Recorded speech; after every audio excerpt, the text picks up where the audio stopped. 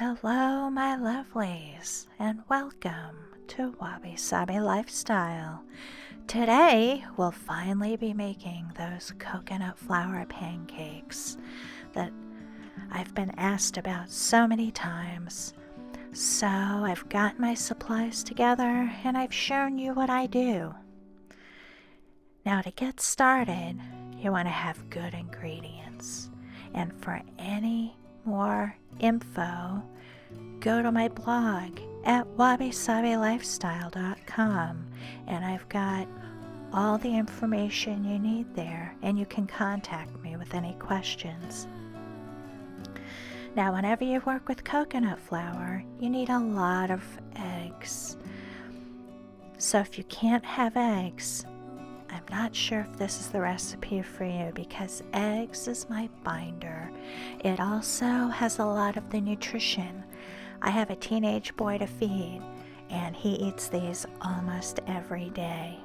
I get my eggs from Dutch Creek Farm. Chelsea's is near me, and they have great pastured eggs, but you can go to westonaprice.org and find a food club near you where you can get locally pastured eggs. Next is our coconut flour. I use a whole cup of coconut flour. If you're not using a food processor and you're using a nice strong hand mixer, make sure that you sift it so you don't get any lumps. But since I'm using a heavy duty, nice strong motor in my food processor, it's gonna just puree all those lumps, so I won't have any issues with that. Okay, now we want golden flax seeds, and we grind them fresh because they go rancid quite quickly once you grind them. And it seems like a hassle, but once you get used to doing it, it's really not that big a deal. I have a KitchenAid coffee grinder here that I have kind of taken over for grinding flax. It sips it into a nice fine grind. You can try doing it in your blender. You can try doing it in your food processor, but I've had no luck. They're tough little boogers. The coffee grinder has been my best way, and I stole this one from my husband. Next, I dive right into the psyllium husk powder. I get this by the pound, and it lasts a while because I only use about a tablespoon in this recipe, okay? And this makes a big container of pancakes, okay? I've got 2 teaspoons of baking powder and baking soda. And if you're not using baking powder and baking soda and you're on GAPS, you can leave this out. But you will want to really, really process the batter and possibly whip the egg whites to get some volume in there. And then fold the whites in gently. I use a quality monk fruit, not something from the big box store that is really mostly erythritol alcohol. Okay, I put a shake of salt in there, and then I zip up my dry ingredients so they're blended and I get the lumps out. Okay, then it's time to add my wet ingredients. All 10 of these pastured eggs with all their nutrition gets added. Okay, then I come in with some applesauce. Applesauce adds a little moisture. It's got a little pectin. If you're keto, you can skip this. It's about a cup. It looks like I went a little over there. I'm doing my actual cooking, so I was in an actual morning cooking session trying to whip this out. Then I add sour cream.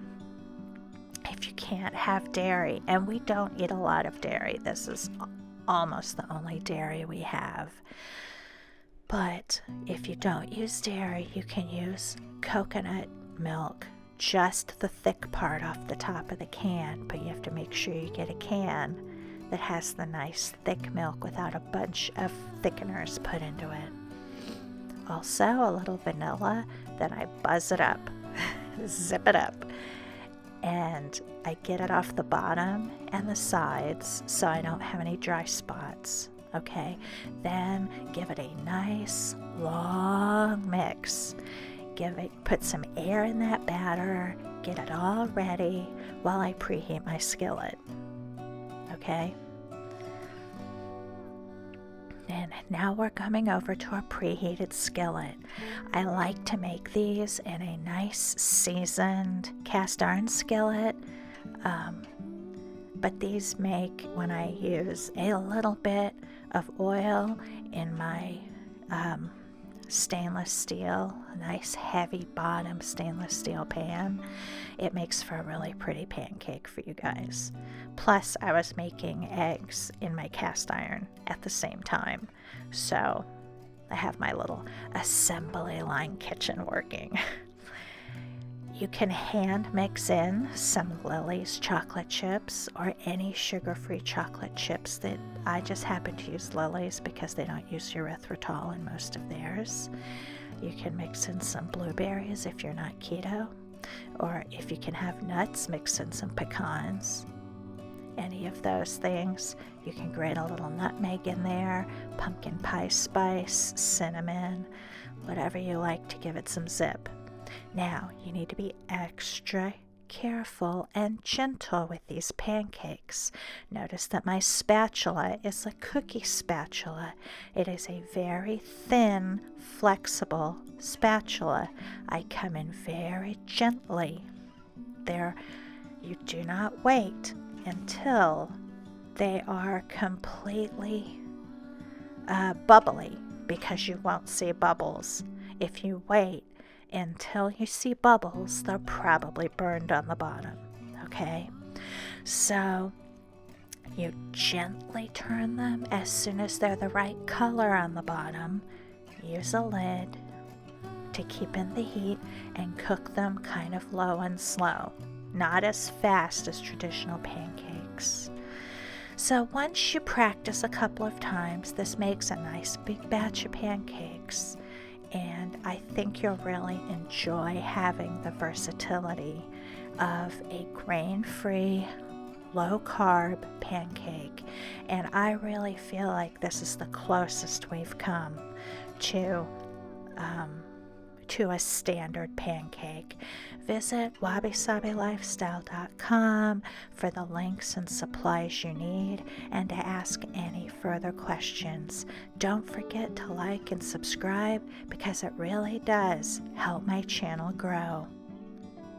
Check back soon because I've got more recipes coming out about bread and cake and icing, all things not using sugar or grains to help our gut and our systems heal.